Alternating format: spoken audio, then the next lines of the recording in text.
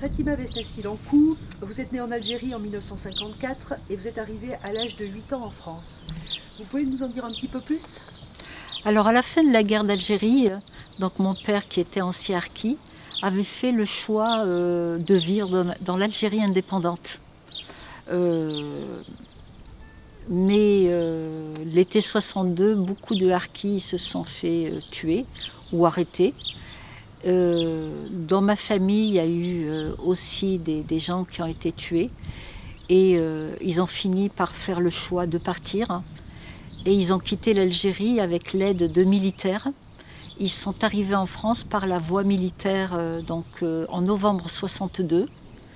Et ils sont arrivés au camp de Rivesaltes, donc dans le sud, dans les Pyrénées-Orientales, le 22 novembre 1962. Et alors donc on a eu tout un parcours après dans les différents camps, dans celui dans Bourg-Lastic.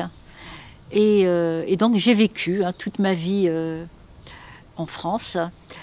Je suis à la retraite maintenant. J'ai fait une carrière dans l'édition, j'ai été éditrice.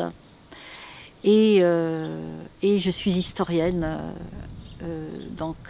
histoire contemporaine. Spécialiste de la guerre d'Algérie et ses suites. Donc je travaille beaucoup sur la question des harkis. Alors justement, en parlant des harkis, est-ce que vous pouvez nous expliquer un petit peu ce que sont les harkis et pourquoi cette appellation? Alors le mot harki trouve ses racines dans le mot haraka, haraka, pour le prononcer en arabe, parce que c'est un mot arabe, qui veut dire mouvement. Mais pas mouvement au sens politique, mais mouvement au sens se déplacer, un petit peu comme les gendarmes mobiles, ou, voilà, donc des troupes qui se déplaçaient. Les harkis, ce sont des auxiliaires de l'armée française, donc avec des contrats, c'était des civils, n'étaient pas considérés comme soldats, des contrats assez précaires, ça pouvait être pour quelques jours ou plusieurs mois, enfin en fonction des besoins de ces hommes sur le terrain. Et c'était une des 5 catégories d'auxiliaires. Et le mot qui est resté maintenant, c'est le mot harki, parce que c'était les plus nombreux, en tout cas, des auxiliaires. Mais si vous voulez, alors il y avait ceux qu'on a appelés les Morazni, il y avait ceux qu'on a appelés les gardes mobiles de sécurité, GMS, il y avait ceux qu'on a appelés les GAD, c'était les groupes... excusez-moi, les GAD, c'était les groupes d'autodéfense, ou les SS, c'était des gardiens. Enfin voilà, il y avait... c'était assez complexe comme situation, ces auxiliaires. Et on pense souvent que ces gens ont fait le choix finalement de prêter main forte à l'armée française pour une présence de la France en Algérie, mais est-ce que c'était un choix vraiment délibéré d'être de ce côté-là de la guerre? Alors c'est une question vraiment très importante, cette question de choix. Alors parmi les plus âgés, ceux qui avaient fait par exemple la Seconde Guerre mondiale ou la guerre d'Indochine, certains avaient une sorte de fidélité au drapeau, à l'uniforme qu'ils avaient porté. Donc ils avaient fait le choix effectivement de... Voilà. Mais ils étaient plutôt minoritaires. Les autres se sont retrouvés là plutôt, j'allais dire, par enrôlement.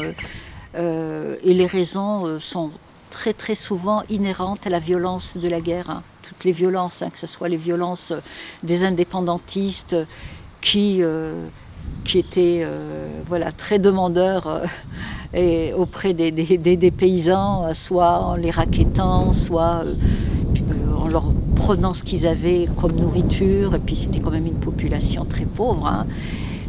Donc en réaction, pouvaient aller s'engager, ou alors quand le FLN a... Quand je dis le FLN, certains, faut pas, surtout pas généraliser, donc s'en prenaient aux paysans, ou en tuant un membre d'une famille ou d'une tribu. Il y avait beaucoup de chances pour que les hommes aillent s'armer auprès des militaires pour aller les combattre ensuite. Voilà, ou alors ceux qui se sont aussi engagés ou enrôlés parce qu'ils avaient peur d'être arrêtés par les militaires français, ou alors qui ont déjà été arrêtés, torturés. Voilà, donc tout ça, c'est les violences. Hein. Et puis ceux qui se sont engagés aussi pour avoir une solde, hein, ça aussi c'est complètement inhérent à la violence. Quelle violence? C'était le fait qu'ils aient vécu dans des camps de regroupement, parce qu'on les a déplacés pendant la guerre.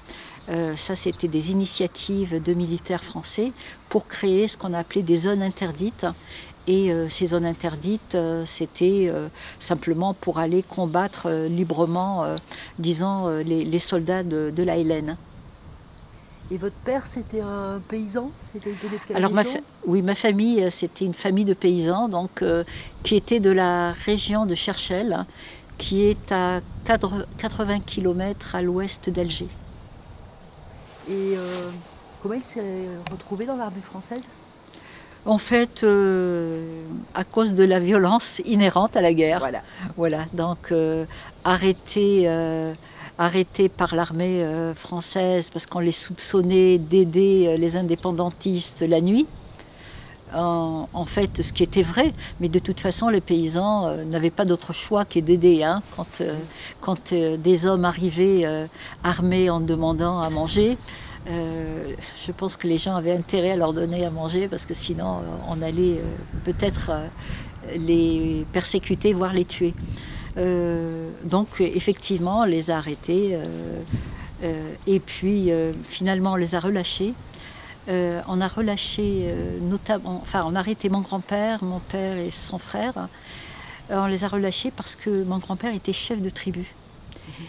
Et ils avaient compris que s'il leur arrivait des bricoles, c'était toute la tribu qui risquait de monter, donc retrouver les indépendantistes dans les montagnes. Et à ce moment-là, le FLN les a condamnés à mort, en disant, bon, s'ils ne sont pas morts sous la torture, si on ne les a pas tués, si on les a relâchés, c'est qu'ils ont peut-être parlé, quoi. Et donc, voilà. Et le salut, c'était d'aller s'armer pour se protéger.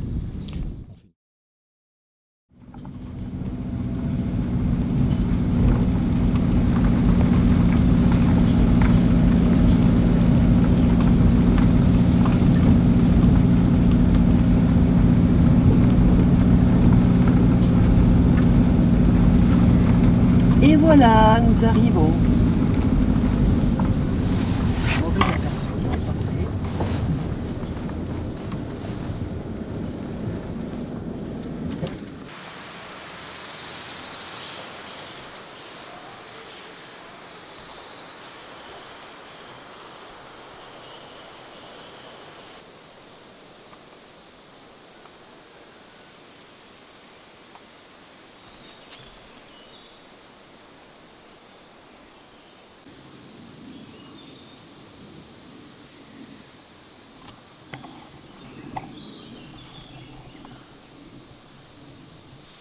Est-ce que vous pourriez me dire qui est votre oncle sur la photo, s'il vous plaît? C'est lui. Avec la veste plus claire? Oui, oui, d'accord. Oui. C'est mon... Voilà. Il s'appelle Mouloud Besnassi.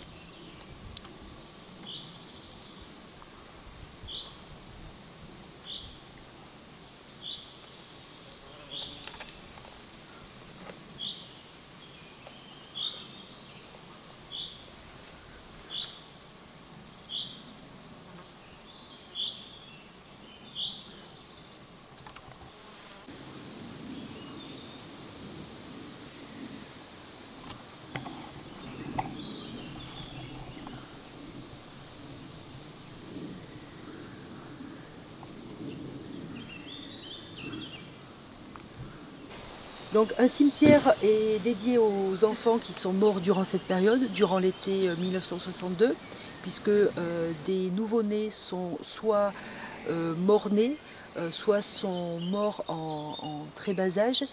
Et donc un cimetière a été établi et des panneaux retraçant cette période ainsi qu'une plaque commémorative font que ce camp, outre sa fonction militaire, est aussi un lieu de mémoire. Est-ce important pour les familles qui ont traversé ces épreuves? Oui, bien évidemment que c'est important que ce genre de lieu existe. D'ailleurs, des enfants morts dans les camps, on le retrouve dans d'autres camps aussi, à Saint-Maurice-l'Ardoise ou à Rivesaltes, pour ne citer que ces deux lieux. Donc des enfants morts très jeunes. C'est important parce qu'ils font partie intégrante de cette histoire, hein. Donc de l'histoire de la guerre, déjà de la guerre d'Algérie, de cette fin de guerre, de l'exil, hein, de la vie très précaire dans les camps. Et quelque part, il symbolise aussi en fait la situation, parce que qui meurt dans des situations comme ça, c'est soit des adultes fragiles, ou soit des enfants très très jeunes. Et qu'on le rappelle, je pense que c'est plus qu'un symbole, bien évidemment, mais c'est aussi de rappeler que la guerre emporte aussi les enfants. Vous voyez, une guerre, ce n'est pas simplement un combat entre adultes qui ont fait le choix d'une guerre. Là, c'est toute j'allais dire, une famille. C'est des familles entières qui sont concernées par ce drame. Et je trouve que le cimetière de Bourg-Lastic le symbolise très bien. D'abord par son qui entoure le cimetière. On est au milieu de nulle part, par cette forêt dense. C'est vraiment un lieu assez incroyable. Voilà, je n'arrive pas à trouver de mots pour décrire un lieu pareil. Et il symbolise bien aussi l'abandon des harkis, me semble-t-il, hein. Après, on va revenir à de l'intime. Je pense que pour les familles concernées, c'est plus qu'un lieu de mémoire, hein. C'est un lieu où ils peuvent se recueillir, hein. Un lieu où ils peuvent souffler quelque part, hein, et se dire, voilà, il y a 60 ans, il nous est arrivé ce drame, nous avons perdu un enfant, perdre un enfant c'est tragique. Mais il y a un lieu où on peut aller leur rendre hommage, un lieu où on peut aller se souvenir, hein, et puis un lieu où les imaginer se reposer en paix. J'imagine notamment aux familles croyantes, c'est important pour elles qu'il y ait ça. Non, c'est bien que ce lieu existe. Au final, à la douleur de l'exil, c'est rajouter la peine, la douleur du deuil. Et oui. Vraiment en quelques semaines, en quelques mois, pour certaines familles, bien sûr, bien sûr. Double peine. Alors c'est vrai que à la douleur de l'exil se rajoute effectivement la douleur du deuil. Et puis, ce qu'il faut savoir, c'est que souvent, ces personnes qui décèdent dans ce genre de camp ont été enterrées à la va-vite, en ne sachant pas très bien où se trouve le corps, parce qu'on est là, il y a des stèles, mais on sait que sous chaque stèle, il n'y a pas forcément le corps de l'enfant de telle ou telle famille. Mais on sait qu'on les a rassemblés. Voilà. Et les avoir rassemblés, c'est aussi les humaniser. C'est pas des objets voilà, qu'on a jetés, c'est pas un animal, même si on aime beaucoup son animal de compagnie qu'on finit par enterrer au pied d'un arbre. C'est leur enfant, c'est la chair de leur chair. Donc que ce lieu existe, oui, c'est extrêmement important. En tout cas, moi en tant que spécialiste de la question, les témoins qui m'ont livré ce genre de situation vécue, cette douleur, je crois que c'est ce qu'ils ont vécu le plus fort. Et lorsqu'ils ont enterré un de leurs enfants en 1962-63, en tout cas lors des premières années, et ne sachant pas où se trouve le corps de leur enfant, c'est extrêmement difficile à vivre avec eux des années après. C'est quasiment des deuils impossibles. Et là, on le trouve à Saint-Maurice-l'Ardoise, où il y a des associations de harkis. notamment un responsable d'association qui est très connu dans le milieu, qui s'appelle Hassan Arfi. Sa famille a vécu cette situation et donc et il se bat pour qu'on puisse retrouver, au moins délimiter un lieu comme ici pour que les familles puissent se recueillir. Voilà. Ce travail a commencé à être fait aussi à Rivesaltes, où Madame Dariussec, qui était secrétaire d'État aux anciens combattants, avait inauguré une stèle. Donc avec, là il y avait, il me semble, 140 et quelques tombes, mais des tombes dispersées et les familles, voilà, les familles concernées, je sais qu'elles sont reconnaissantes au fait qu'on ait pu au moins avoir une stèle avec des noms. C'est pas des tombes, mais c'est mieux que le vide.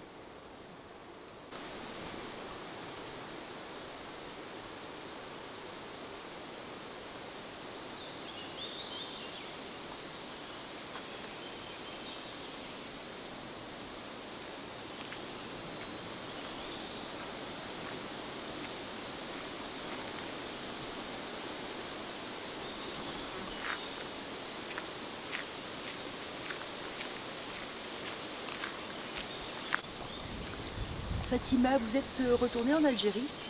Oui, 3 fois. 3 fois ou 4 fois? Non, 3 fois. 3 fois, 2 fois dans mon village de Novi, qui est au bord de mer. Hein. Et puis une fois dans une autre région, mais pour mon travail. Donc je suis allée en tant qu'éditrice à Tlemcen. Et parlons maintenant des générations futures. Comment vit-on que le terme harki, que ce mot est parfois employé par certains, hein, pas tout le monde, comme une insulte, même pour des générations qui n'ont absolument pas connu cette époque? Effectivement, et malheureusement, donc par glissement sémantique, le mot est utilisé comme une insulte. Hein. En Algérie, alors n'en parlons pas, mais aussi en France. Et je pense que ça a été ramené en fait par des descendants d'Algériens, hein, arrivés en France par la voie économique, immigration économique. Et parce qu'en Algérie, la question des harkis, elle est enseignée de manière caricaturale. Hein. On ne leur explique pas qui ils étaient, pourquoi ils ont rejoint l'armée française. On les montre plutôt comme des gens qui ont voulu maintenir un système en place, qu'ils l'ont fait par idéologie, alors que tous les travaux, y compris et surtout le travail de Mohamed Arbi, qui est un ancien dirigeant du FLN, qui est historien sociologue, et qui explique très bien qu'en fait, il n'y a pas eu d'idéologie. On ne leur a pas expliqué que les engagements ou les enrôlements étaient les conséquences des violences, hein, donc de la guerre. Et donc, oui, on a tout caricaturé dans les manuels scolaires, ce qui fait qu'il y a des générations d'Algériens qui ont été pollués par une histoire officielle. Et elle a traversé la Méditerranée, et donc et aujourd'hui on la trouve notamment dans le milieu scolaire. Et voilà, donc je pense qu'il y a un gros travail de pédagogie à faire de ce côté, donc en France, et puis peut-être aller jusqu'à améliorer une loi qui existe, hein, en tout cas un article de loi qui interdit les insultes, d'utiliser ce mot comme une insulte. Mais pour ça, il faudrait une volonté politique. Mais cette volonté politique, elle est absente.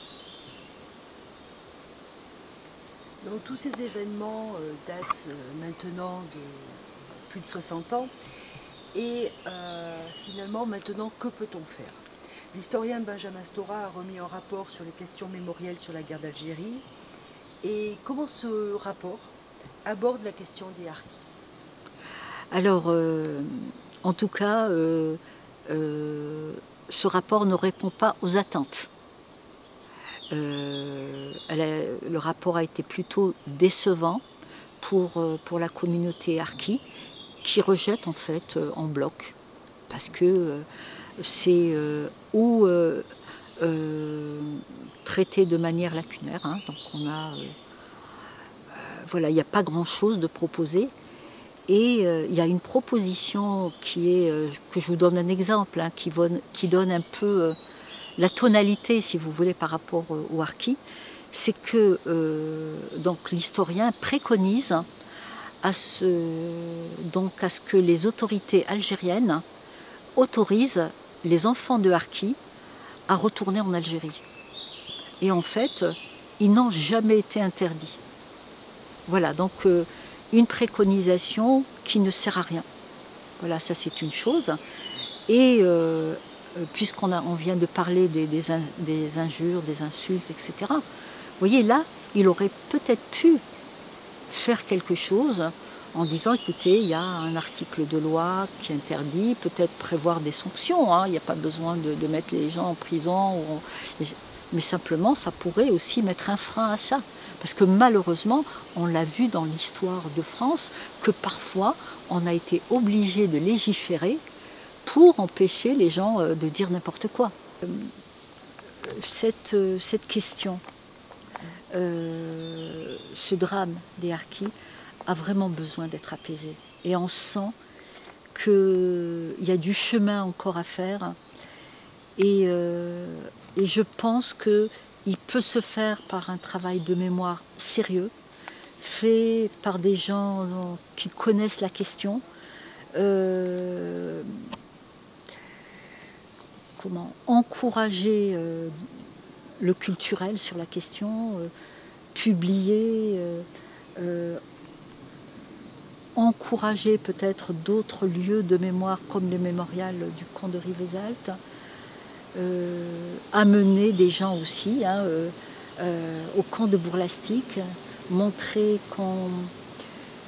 qu'il y a beaucoup de respect pour eux, parce que montrer le petit cimetière entretenu par des militaires, c'est aussi donner un signe positif donc à ces familles. Voilà, ce sont des familles qui ont besoin de gestes bienveillants et que ces gestes bienveillants soient multipliés.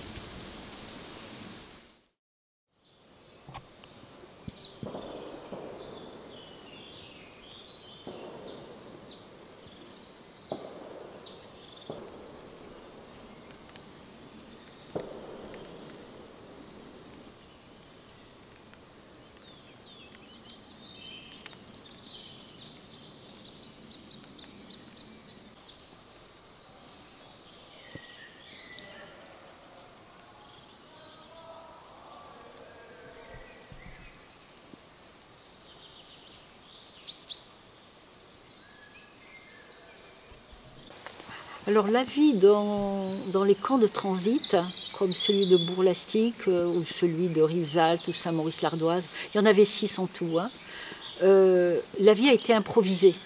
Alors qui dit improvisation avec des milliers de personnes, bon, ça ne peut être que compliqué, donc beaucoup de dysfonctionnements. Et ce qui fait, la vie était compliquée au quotidien, hein. C'était une vie extrêmement précaire. Là, à Bourlastic, les gens étaient sous des tentes. Alors quand il faisait beau, la vie passait quand même. Hein. Mais quand il pleuvait, c'était très dur. Parce que qui dit pluie, dit froid, la boue un petit peu partout. Et puis il fallait se chauffer. Se chauffer, ça voulait dire qu'il fallait du bois. Et du bois, ça aussi, hein, ça ne s'improvise pas. Il aurait fallu apporter du bois, faire des réserves en amont, etc. Donc les gens, ils ont brûlé parfois du bois qui n'était pas complètement sec. Donc ils étaient dans la fumée continuellement. Et ce qui fait que tout était, comment dire, des épreuves quotidiennes, hein, en fait. parce qu'au froid s'ajoutait aussi le manque d'eau. Qui dit manque d'eau, dit problème d'hygiène, absence de sanitaire. Donc tout ça a rendu leur vie au quotidien difficile, vraiment très difficile. On peut presque dire dramatique. Et en plus, c'était une population qui était extrêmement fragilisée. C'était une population qui sortait d'une guerre qui avait duré plus de 7 ans. Une population qui a été abandonnée sur place, une population qui avait vu des arrestations violentes, qui a vu aussi des massacres. Voilà, à tout ça, donc les épreuves psychologiques rajoutées à des épreuves, disons, de la vie matérielle au quotidien, la promiscuité, les problèmes de communication. Ce qu'il faut voir, c'est qu'au camp de Bourg-Lastic, ça je l'ai vu aux archives, aux archives départementales donc à Clermont-Ferrand, c'est que, parce qu'il y a eu des statistiques ethniques, et j'ai découvert qu'effectivement il y avait des berbères, il y avait des arabes, donc qui veut dire berbère, arabe, c'est deux langues différentes, mais dans chaque groupe, il y avait des dialectes. Alors je vais vous prendre les Chaouis, les Chaouia. Donc, les berbères, excusez-moi, les berbères. Mais derrière le mot berbère, il y a 3 sortes de langues. Il y a le Chaoui, il y a le Kabyle, il y a le Shleh. Donc ce sont des gens qui ne communiquaient pas forcément entre eux et qui ne communiquaient pas avec les arabophones. Les arabophones ne comprenaient pas non plus les berbérophones. Donc vous voyez, tout ça était extrêmement compliqué. Puis il y avait aussi la nouveauté, un nouveau pays. Et puis on est quand même à Bourg-Lastic, au milieu, je dis toujours, de nulle part. Et la plupart des personnes ne savaient pas pour combien de temps elles étaient là, elles ne savaient pas si il allait y avoir une fin à ça, ce qu'elles allaient devenir, la peur d'être renvoyées en Algérie. Donc tout ça faisait qu'il y avait probablement une ambiance anxiogène. C'est ce que en fait, en tout cas, moi qui ai beaucoup travaillé sur la population harkie, notamment sur des témoins, j'avais senti leur détresse donc, à leur arrivée. Et quand on est sur le lieu comme on est maintenant, on le comprend très vite. Et vous pouvez nous parler un petit peu vraiment du quotidien, vraiment comment s'organisait la vie, quelles étaient les tâches attribuées à chacun, et en particulier peut-être le rôle des enfants. Alors oui, effectivement, leur quotidien de toute façon était tourné vers des tâches pour améliorer leur quotidien, parce que les hommes n'allaient pas travailler à l'extérieur, ni les femmes. Donc ce qui fait que, en fait, c'était se protéger des intempéries, donc aller essayer de trouver du bois. Pour les femmes, c'était s'occuper du linge de leurs enfants. Il y avait des bébés, il y avait des femmes qui accouchaient, donc tous ces petits, il fallait s'en occuper, les protéger. Et puis préparer les repas. Alors quand il faisait beau, elle préparait ça donc à l'extérieur, ce qui aidait beaucoup parce que la fumée donc du bois qui n'était pas sec, qui fumait beaucoup, donc la fumée était évacuée à l'extérieur. Donc quand il faisait beau, la vie était beaucoup plus légère, disons. Mais quand il fallait faire la cuisine à l'intérieur des tentes et que on avait entassé 2 ou 3 familles, on imagine vite ce que ça peut être comme difficulté. Alors, je voudrais dire des choses aussi sur les filles, parce que j'ai beaucoup travaillé aussi là-dessus. Alors, le quotidien d'une petite fille, en fait, c'était d'aider la maman. Donc, c'était des tâches ménagères. Hein, mais les tâches ménagères, il n'y avait pas besoin de balayer. Hein, par terre, c'était... Voilà, c'était des herbes, mais c'était l'aider à s'occuper des bébés, les changer, trouver le moyen de les soigner, d'aider aussi à aller chercher le bois et puis de les surveiller. D'ailleurs, dans les photos, on voit souvent une petite fille, enfin, il y a plusieurs photos, hein, mais qui représentent des petites filles avec des bébés sur le dos. Donc, effectivement, les bébés, où les mamans pouvaient-ils les poser? Parce qu'il n'y avait rien par terre, c'était ou des cailloux, ou de la terre, ou des herbes, et des herbes parfois piquantes. Donc on les mettait dans le dos des petites filles à l'africaine. Donc les bébés étaient calmes, hein, parce qu'ils étaient portés, bercés. Donc les petites filles portaient le petit frère ou la petite sœur. Et quand il y avait des gens de l'extérieur, hein, donc alors là je l'ai beaucoup vu au camp de Rivesaltes, du personnel de la Croix-Rouge, donc qui venait s'adresser aux parents ou à la maman. Souvent la petite fille servait d'interprète. Voilà. Alors elle servait d'interprète quand elle a été scolarisée en Algérie, ce qui n'était pas toujours le cas. Donc c'était une chance d'avoir un enfant qui maîtrisait un petit peu la langue française. Donc ça aidait beaucoup. Ou elle aidait à remplir certains papiers de la famille, hein, des questionnaires. Voilà, donc je dirais qu'elles étaient un peu plus occupées, un peu plus insouciantes que les petits garçons, qu'on laissait plus facilement jouer. Et je crois que une des tâches qui était dévolue aux enfants, c'était ce problème de l'eau. Alors, vous pouvez nous expliquer pourquoi cette problématique de l'eau et pourquoi c'était les enfants qui allaient chercher l'eau? Alors, un problème récurrent en fait dans les camps de transit, hein, toujours pareil, ici à Bourg-Lastic ou à Rivesaltes, hein, c'était le problème de l'eau. Donc, il y avait une vraie pénurie, hein. Tout le monde attendait les camions-citernes qui allaient arriver. Et ces camions-citernes allaient remplir des citernes qui étaient donc posées sur des socles en béton. Et ensuite, ces citernes donc, immobiles étaient rattachées à des comme ici, hein, vous avez vu, il y a un bassin avec un système de robinetterie. Et, donc, et les gens donc, venaient chercher de l'eau pour ramener ça donc, sous les tentes chez eux. Et souvent, c'était des enfants. Et beaucoup de petites filles aussi, hein, elles étaient de corvée d'eau, si j'ose dire. Et donc, alors pourquoi est-ce qu'on voit plutôt des enfants?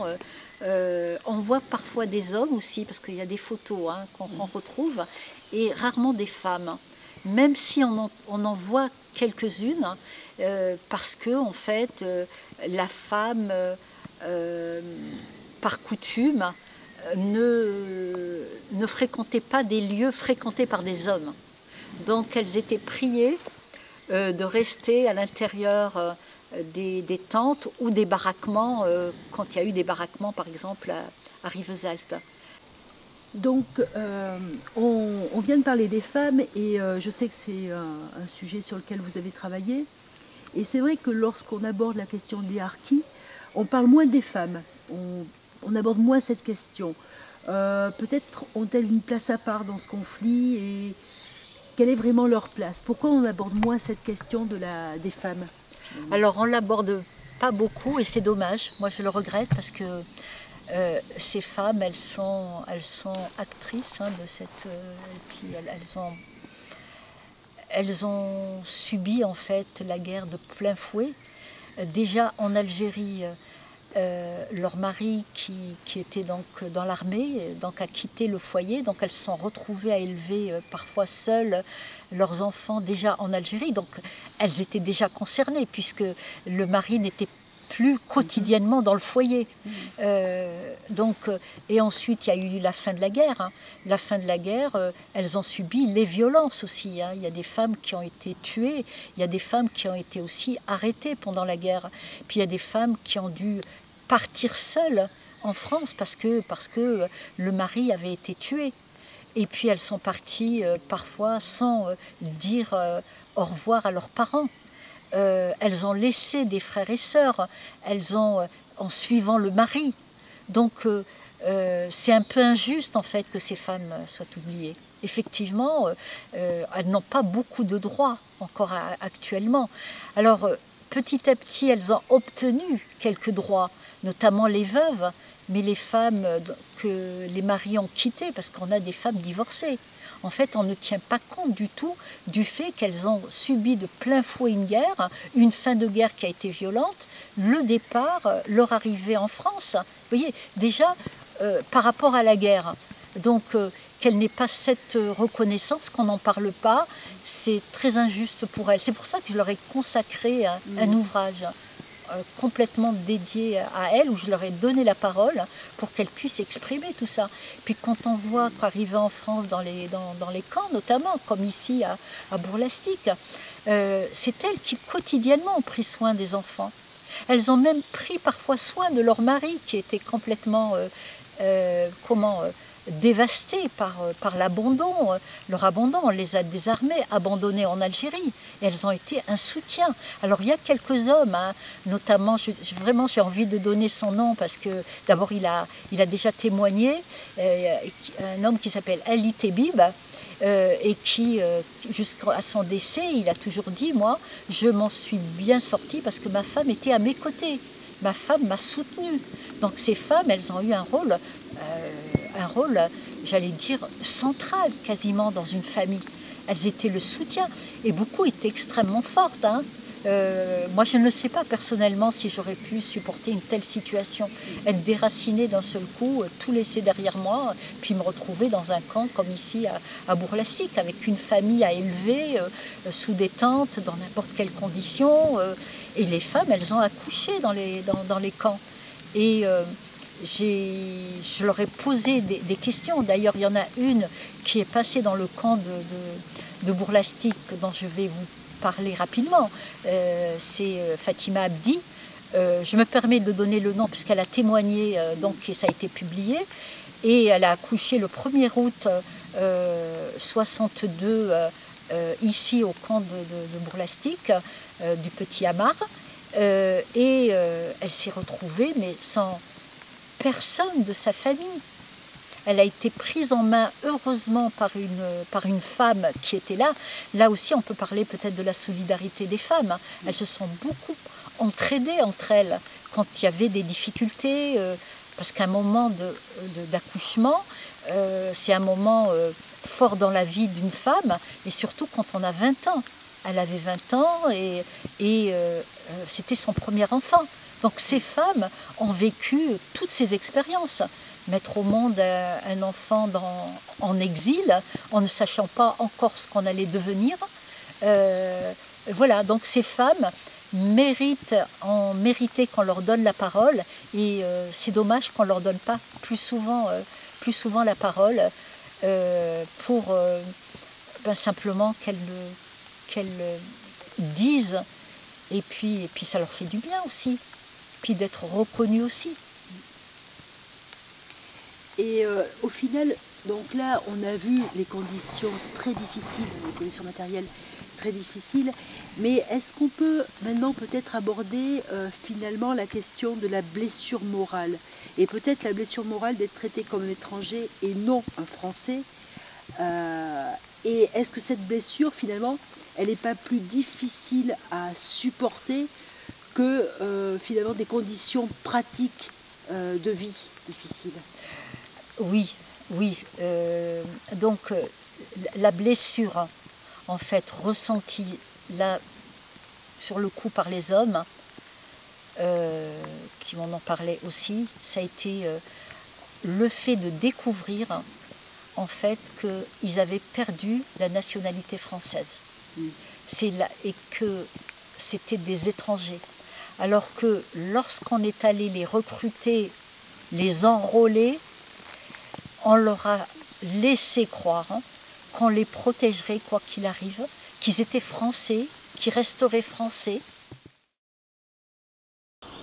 Avec votre famille, vous étiez entre 1966 et 1967 dans ce hameau où nous sommes, qui était réservé aux harkis. Et en fait, quand on s'intéresse à la question des harkis, on entend beaucoup ce terme, on voit beaucoup ce terme de hameau de forestage ou de hameau. Qu'est-ce que c'est exactement? Alors, les hameaux de forestage, ont été construits surtout dans le sud de la France, dans la région PACA, pour désengorger les camps de transit, comme celui de Rivesaltes. Le camp appartenait à l'armée et l'armée voulait le récupérer. Ce n'était pas un lieu pour les laisser là éternellement.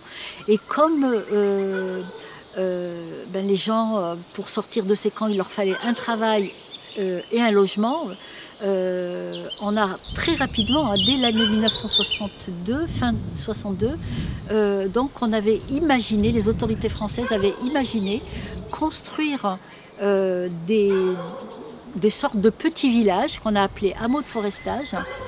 Et donc comme ça, ils avaient un lieu d'habitation et ils avaient établi des contrats avec l'Office national des forêts, l'ONF, pour que les hommes aillent travailler dans les forêts.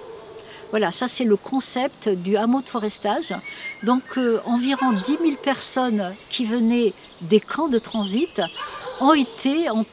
sont passées par les hameaux de forestage. Il y en avait 69 en tout. Le hameau de Bourg-Lastic, il a un statut à part. Il a été décidé donc à un service des rapatriés à Clermont-Ferrand, qui dépendait de Paris. Donc de construire un petit lotissement. Alors au départ, il y avait une vingtaine de maisons. Je ne sais pas s'il y en a eu d'autres qui ont été construites, mais en tout cas au départ, il y en avait une vingtaine. Des petites maisons comme celle que vous avez juste derrière moi. Et là, on a logé des familles de harkis. Et ces familles étaient administrées par un chef. D'ailleurs, on l'appelait le chef du camp. Et c'était M. Suzuni qui gérait ça. Et alors, que faisait cet homme? En fait, il avait la charge de trouver des chantiers pour faire travailler donc, ces hommes. Alors parfois, c'était à la forêt, pour s'occuper de la forêt, mais ce n'était pas avec un contrat à l'ONF, donc c'était autrement, ou des contrats pour construire des routes. En tout cas, c'était un réservoir, j'allais dire, d'ouvriers non qualifiés. Et il avait aussi en charge d'organiser la scolarisation donc, des enfants, de vérifier qu'ils étaient vaccinés. Voilà, donc c'est une sorte de tutelle. Hein, donc cette population était sous tutelle. Hein. Et alors ma famille donc a vécu ici de 1966 à 67. J'ai été scolarisée donc, dans le village. Et j'ai un souvenir merveilleux d'une institutrice qui s'appelle Madame Maillot.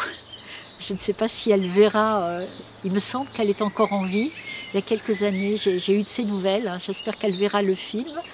Et vraiment, elle avait adouci la vie de la petite fille que j'étais, mais d'autres enfants. Voilà, donc on était scolarisés à l'extérieur du hameau. Et j'ai aussi un autre souvenir, c'est que c'est là où ma maman a mis au monde ma petite sœur Nachida, donc loin de sa famille. Ce sont des femmes qui avaient accouché en Algérie de manière traditionnelle, aidées par les femmes de la famille, des voisines bienveillantes. Et là, en fait, elle s'était retrouvée seule, et j'étais l'aînée. Et avec l'aide de deux voisines, donc on l'a aidée à mettre au monde ma petite sœur Nachida le 28 avril 1966. C'est un beau souvenir. C'est incroyable. Elle est au bout du chemin. On allait chercher du lait. Donc on passait par là, on ramassait des noisettes et tout. Et cette femme, elle était d'une gentillesse, mais c'était juste incroyable. C'était magnifique. Donc c'est au bout de ce chemin, là on continue. Alors est-ce que la ferme existe toujours? Je ne sais pas, mais on l'a empruntée. Mais il y avait une horde de gamins, donc on partait tous ensemble, et en chantant, et puis tout en reconnaissant nos poules, parce que les poules étaient lâchées. Donc sur le bord du chemin, en disant « Ah tiens, en revenant de chez la laitière, il va falloir rentrer cette poule parce qu'elle est à nous. » On savait reconnaître les poules qui étaient à telle famille ou telle famille. Et ensuite, on revenait et elle nous accueillait bien. Là, il y a eu vraiment des gens sympas. Ça fait du bien. Ah oui. C'est loin, au bout du chemin? Ça faisait loin? Oui, oui. Alors quand on est enfant, les chemins paraissent extrêmement longs. Je ne sais pas si au tournant on voit déjà. Vous voulez qu'on y aille? Oui, si vous voulez.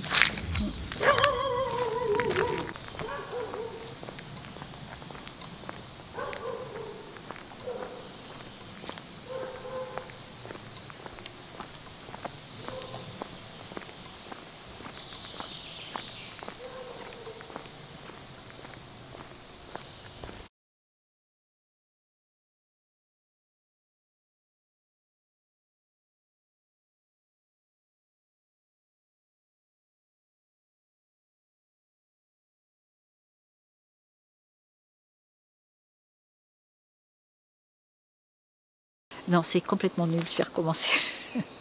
Comme vous voulez. Moi, je trouvais pas ça nul. Mais... Ça sera dans le making-of. Je suis désolée, hein. Non, non, c'est... Puis en plus, c'est complètement faux parce que c'est même pas les... En fait, je sais pas pourquoi je suis allée là-dessus, puisqu'en fait, j'avais fait une espèce de... J'ai essayé de savoir, et c'était pas forcément en fait des enfants d'indépendantistes, c'est surtout des descendants de ceux qui ont été éduqués en Algérie à l'école et qui n'étaient pas forcément en fait des indépendantistes. C'est là parce que il faut, enfin je pense hein, qu'il faut, moi j'essaye d'être rigoureuse pour qu'on puisse avancer, si en plus je vous raconte des choses qui sont, voilà, donc et puis ça serait injuste.